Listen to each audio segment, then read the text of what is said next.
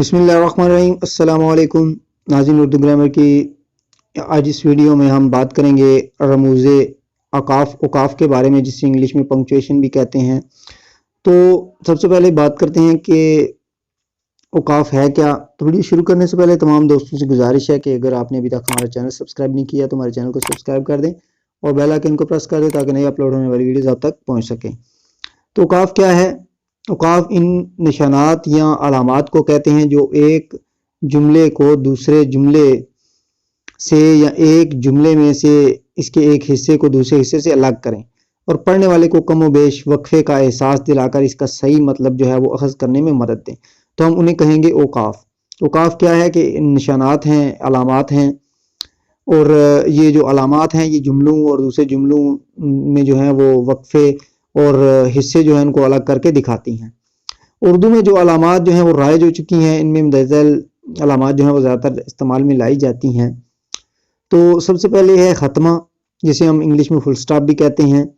तो उर्दू ज़बान में हर जुमले के ख़ात्मे पर जब जुमला ख़त्म हो जाता है तो उसके आखिर में जो अलामत लगाई जाती है उसे हम ख़त्मा कहते हैं। और ख़त्मा जो है वो दो जुमलों को एक दूसरे से जुदा करता है।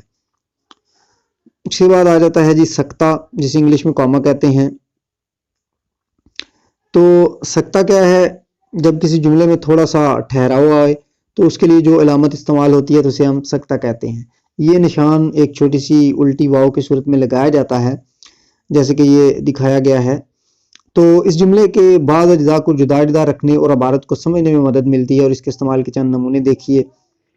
तो एक ही किस्म के कलमे को इन तीन या तीन से ज़ायद अल्फाज के दरमियान जो साथ साथ इस्तेमाल किए गए हों, जैसे कि आपका फ़ैसला बरवक्त, दुरुस्त और मुतवाज़न था। मैं इस्लामाबाद, रावलपिंडी, झेलम और लाहौर से होता हुआ कराची पहुंचा। तो यानी कि क्या है कि अगर कोई किसी भी हम जुमला कोई बयान कर उसमें तीन इसम आ गए हैं, तीन आ गए हैं या तीन से ज़्यादा आ गए हैं। तो अगर तीन आए हैं तो पहले और दूसरे में जो है वो कामा आएगा और उसके बाद जो है वो आखिरी जब हम नाउन जो लिखेंगे उसके साथ और का इजाफा करेंगे। बाकी जितने भी होंगे दो से ज़्यादा तो उनके साथ जो है वो हम सक्ता जो है वो लगाते जाएंगे। अब मिसाल के तौर पर एक ही दर्जे के जोड़ा जोड़ा लफ्ज़ों में बने हुए जुमले, मसलन नज़ला हो या ज़ुकाम, खांसी हो या बुखार, ये दवा हर हाल में मुनासिब है। तो ये जो एक ही दर्जे के जोड़ा जोड़ा लफ्ज़ों में बने के जुमले होते हैं उनके दरमियान भी जो है वो सक्ता है वो इस्तेमाल होता है। उसके बाद जुमले के ऐसे अज्जा के दरमियान जो तशरीही हों, ये झील 30,000 मीटर लंबी, 1,500 मीटर चौड़ी और 50 मीटर गहरी है। तो जुमले के अज्जा के दरमियान जो तशरीही इसकी ज़रूरत हो, जो वज़ाहत की ज़रूरत हो, तो ऐसे जुमलों में भी हम इसका जो है सक्ते का इस्तेमाल करेंगे। उसके बाद दाल है ऐसे अस्मा या ज़मायर के दरमियान जो एक को दूसरे के मुतबादल ठहराते हैं। मसलन ये किताब शायर मशरक़ अल्लामा इकबाल की शायरी पर गहरी रोशनी डालती है। इसी तरह आगे ऐसे छोटे जुमलों के दरमियान जो एक ही जुमले का हिस्सा हो, मसलन वो सोकर उठा, हाथ मुंह धोया, नाश्ता किया, बस्ता उठाया और स्कूल पढ़ने चला गया। यानी कि छोटे छोटे जुमलों के दरमियान भी जो है ये हिस्से जो होंगे उसके, उनमें भी ये जो है सक्ता इस्तेमाल होगा। और जुमले का उलझाव दूर करने के लिए भी इस्तेमाल होता है। मसलन अमजद, रशीद, अकरम और चारों वहाँ मौजूद थे, तो ये जुमले का उलझाव है, तो उसके लिए भी जो है वो सक्ता इस्तेमाल होगा। उसके बाद आ जाता है सवालिया या इस्तफामिया, जिसे साइन ऑफ इंटेरोगेशन भी कहते हैं इंग्लिश में। तो इस्तफामिया भी इसे कहते हैं, इस्तफामिया अलामत, तो ये सवालिया अलामत भी इसे कहते हैं। तो जब किसी जुमले में हरूफ इस्तफाम यानी कब, कैसे, क्यों और कहाँ के हवाले से कोई बात पूछी जाए तो आखिर में लगाने वाला जो निशान है वो सवालिया या इस्तफामिया होगा। क्या आपने खाना खाया, आप कहाँ जाएंगे, आपकी क्या उम्र है, यानी कि कोई सवाल किया जाए जब, तो उसे हम इस्तफामिया कहेंगे।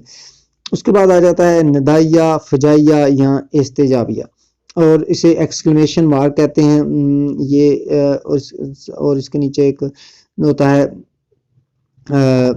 एक निशान सा होता है, जैसे ये लगा हुआ है, ऊपर से मोटा, नीचे से पतला सा, और नीचे जो है एक नुक्ता लगा दिया जाता है, इसकी अलामत है।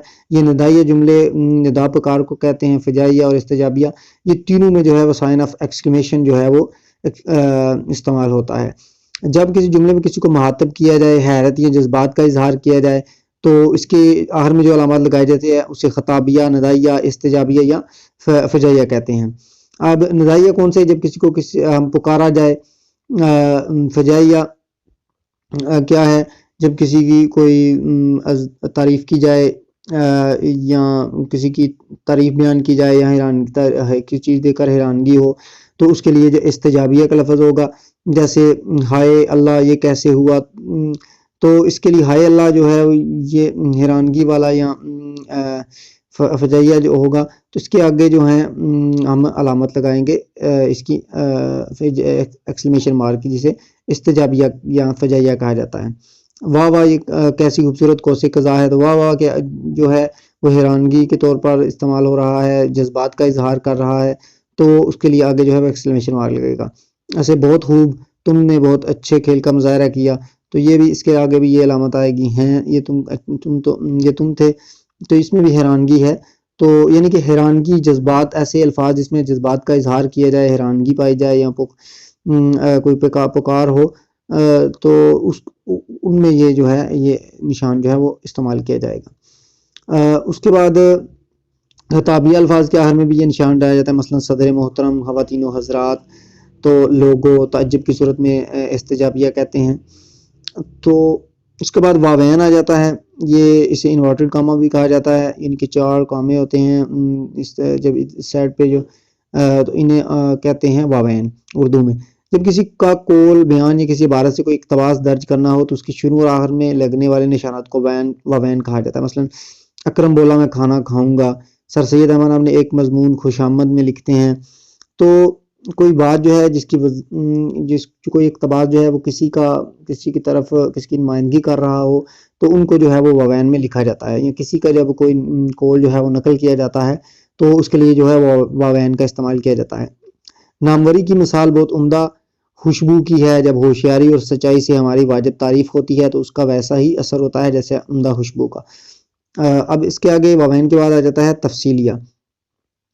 तफसीलिया ये 2 नुक्ते लगा के आगे जो है वो ख़त्मे की तरह डैश लगाई जाती है, तो इसे तफसीलिया कहते हैं। जब किसी इबारत में अशख़ास, मकामात या चीज़ों की तफसील देना मकसूद हो, तो जो अलामत लगाई जाती है उसे तफसीलिया कहा जाता है। तो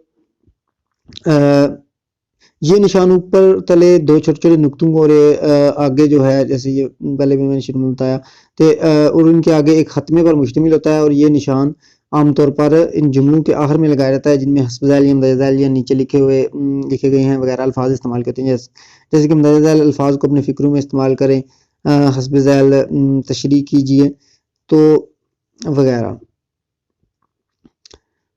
इसके बाद कोसैन जो है, ब्रैकेट जिसे कहते हैं, इबारत में जुमला जो मोतरज़ा या अंदरूनी वजाहत बयान करने के लिए जो अलामत इस्तेमाल की जाती है उसे कोसैन कहा जाता है। मसलन मेरा भाई असलम जो सबसे छोटा था गुज़िश्ता माह फौत हो गया। यानी कि अगर जुमले के दरमियान किसी चीज़ की वजाहत, अंदरूनी वजाहत की ज़रूरत पड़े, तो हम इसे कोसैन में लिख देते हैं।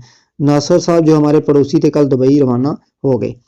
तो ये चंद मशहूर रमूज़ औक़ाफ़ थे, तो जिनके बारे में हमने बात की। उम्मीद है आपको इनकी समझ आ गई होगी। वीडियो देखने का शुक्रिया। अल्लाह हाफ़िज़।